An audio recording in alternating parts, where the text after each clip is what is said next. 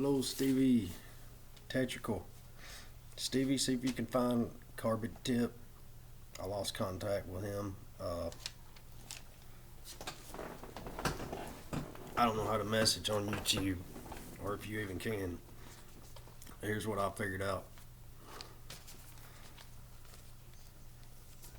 The top number there, that's the speed of light, measured in meters per second. That's the symbol for speed of light. Symbol for wavelength in Greek. The omega symbol is the last letters of the Greek alphabet, meaning omega. The alpha symbol is the first symbols in the Greek alphabet, meaning alpha. Alpha and omega, beginning and end. Here's the formula. Speed of light divided by your wavelength will equal your frequency. So, speed of light divided by a wavelength of 1 meter will equal the speed of light, or the frequency of speed of light. So, down here's your angular frequency. It's 2 pi times your frequency will equal your omega angular frequency. I don't know if you can see that.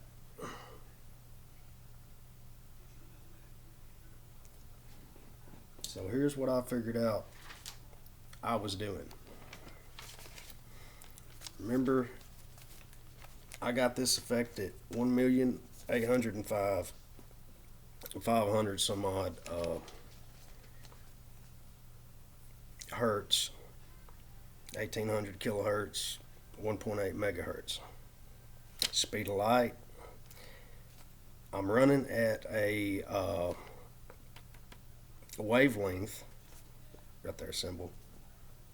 Speed of light divided by a wavelength of 166 equals the frequency that I'm running at.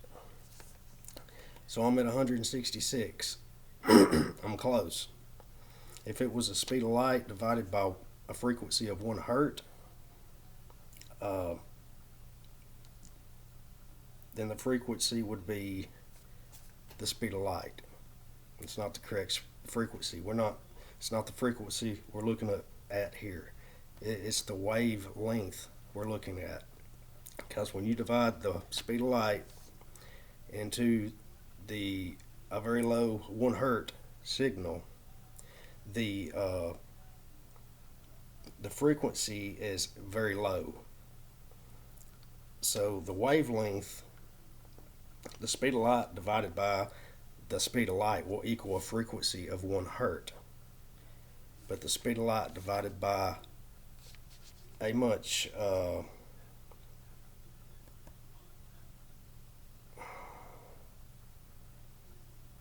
lower wavelength will equal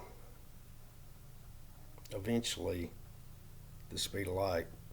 And when you exceed the speed of light, that's when things start to get crazy. But I'm tapping into this just before I'm exceeding the speed of light in frequency. I have a wavelength of 166 meters rather than a much larger wavelength. So the higher the frequency, the smaller the wavelength. And the X graph, right where the wavelength thins out, it's kind of crazy how these symbols are all in Greek, labeled with alpha and omega. And when you hit those frequencies, strange things start to happen. In fact, you don't really even need that coil that I've been showing you guys to do this. You can do it with just a frequency generator.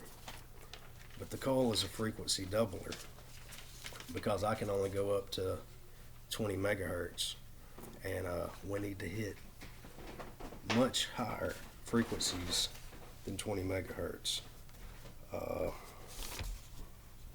The target frequency that's equal to the speed of light, I believe I figured out to be 300 megahertz. And the wavelength is so small at 300 megahertz that it can't tell the difference between the two poles of the cell or whatever it is you're running, and it taps it so quick. It's kind of like it gets into it gets crazy. It gets toward normal basic electronics and engineers just cannot understand. But at those frequencies, it's possible that you could even defy gravity with a wheel spinning just as fast as the speed of light, and then just a tad bit faster. But if you think about the frequency, and if you think about the resonant choke and the Biffler wound coil, those are frequency doublers. So I really don't need more than a 20 megahertz generator.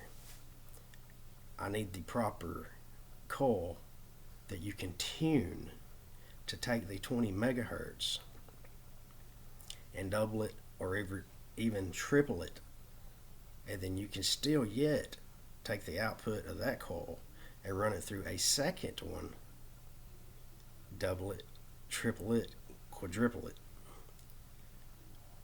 You don't need a closed circuit because we're not after current flow here.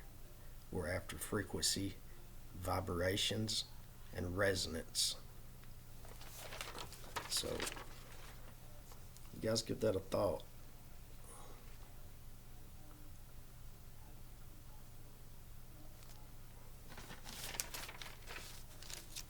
Again, that's the wavelength that I first used, is 166 meters.